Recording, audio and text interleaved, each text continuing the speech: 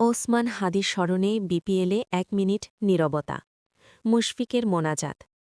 ১২তম বিপিএলের আসর শুরু হয়েছে আজ। তবে এবারের বিপিএলটা শুরু হল একটু ভিন্নভাবে। বিপিএলের শুরুতেই শহীদ ওসমান হাদিকে সম্মান জানানো হল ভিন্নভাবে। গত ১২ ডিসেম্বর সন্ত্রাসীর গুলিতে গুরুতর আহত হন জুলাই গণ অভ্যুত্থানের অন্যতম যোদ্ধা ও ইনকিলাব মঞ্চের মুখপাত্র ওসমান হাদি। এরপর গত ১৮ ডিসেম্বর রাতে সিঙ্গাপুরের একটি হাসপাতালে শেষ নিঃশ্বাস ত্যাগ করেন তিনি। তার স্মরণে বিসিবি আগেও ফেসবুক পোস্টে শোক বার্তা জানিয়েছে। আজ বিপিএলের শুরুর দিনেও তাকে উৎসর্গ করে ১ মিনিট নীরবতা পালন করা হয়। বিপিএলের শুরুতে আজ মুখোমুখি সিলেট টাইটেন্স ও রাজশাহী ওয়ারিয়র্স।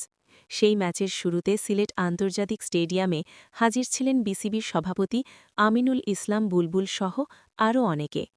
বিপিএল শুরুর ঠিক আগে ওসমান হাদি স্মরণে ১ মিনিট নীরবতা পালনের আহ্বান করা হয়।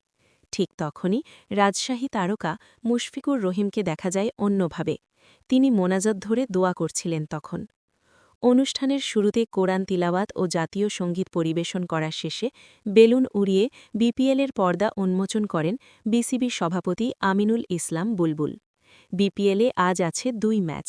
প্রথম ম্যাচের শেষে হবে সাংস্কৃতিক অনুষ্ঠান।